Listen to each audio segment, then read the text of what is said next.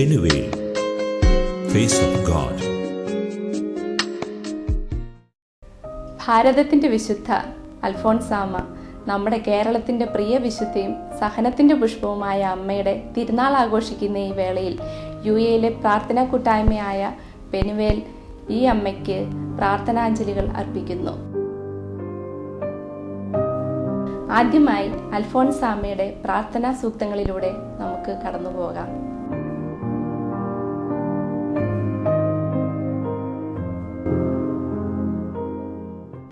കർത്താവിൻ്റെ കുരിശിൻ്റെ ഓഹരി എനിക്കുണ്ട്. ഞാൻ അവിടുത്തോടു കൂടെ കുരിശിലാണ്. ഈ ഭാഗ്യം എല്ലാവർക്കും ഉള്ളതാണോ? അതുകൊണ്ട് ഞാൻ മിടുക്കിയാണ്. ഞാൻ അപേക്ഷിച്ചാൽ കുരിശുകൾ മാത്രമേ ലഭിക്കുകയുള്ളൂ. അവ സഹിക്കുവാൻ സന്നദ്ധതയുണ്ടെങ്കിൽ മാത്രം നിങ്ങൾ എൻ്റെ പ്രാർത്ഥന തേടിയാൽ മതി. സ്നേഹത്തെ പ്രതി ദുരിതങ്ങൾ സഹിക്കുക, അതിൽ സന്തോഷിക്കുകയും ചെയ്യുക. ഇതുമാത്രമേ ഇഹത്തിൽ ഞാൻ ആഗ്രഹിക്കുന്നുള്ളൂ. ലോക സന്തോഷങ്ങളൊന്നും എനിക്കായിട്ടുള്ളതല്ല എന്ന് എനിക്ക് പൂർണ്ണ ബോധ്യമുണ്ട്. സ്നേഹിക്കുന്നവർക്ക് മാത്രമേ കുരിശുകളും സങ്കടങ്ങളും അവിടുന്ന് നൽകുകയുള്ളൂ. കൊടുക്കുന്നതിലാണ് എനിക്ക് സന്തോഷം, ലഭിക്കുന്നതിലല്ല. Penuel, face of God.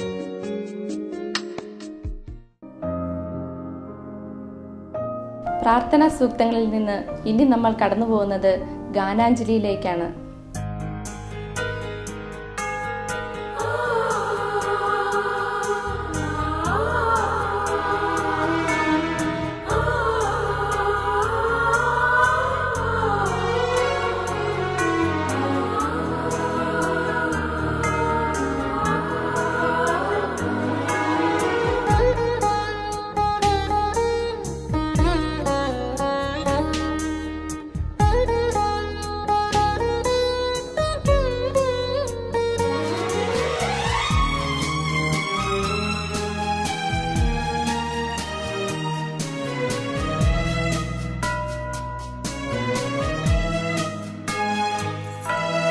സ്വർഗീയ മധ്യസ്ഥേ അൽഫോൻസാമേ, കുടമാളു ഗ്രാമത്തിൽ ജനിച്ചവളെ, സഹനത്തിൻ പാതയിൽ വളർന്നവളെ, വിശുദ്ധിയിൽ ജീവിതം നയിച്ചവളെ, ഭാരത സഭയുടെ അഭിമാനമേ.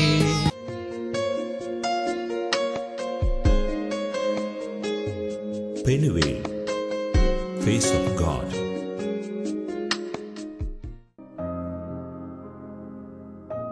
തൻ്റെ നൊവീഷ്യ ഡയറക്ടറായിരുന്ന ഫാദർ ലൂയിസ് CMIക്ക് അൽഫോൺസാമ്മ വിവിധ അവസരങ്ങളിൽ എഴുതിയിരുന്ന കത്തുകളിലേക്കാണ് ഇനി പെനുവേൽ അടുത്തതായി കടന്നു പോകുന്നത്. Ave Maria, Ave Maria, Ave Maria, Ave Maria.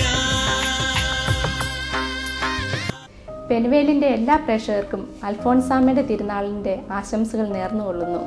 അൽഫോൺസാമ്മയോടുള്ള പ്രാർത്ഥനകൾ വഴി എല്ലാവർക്കും ആ അമ്മയുടെ അനുഗ്രഹം ലഭിക്കട്ടെ എന്ന് ഞങ്ങളും പ്രാർത്ഥിക്കുന്നു.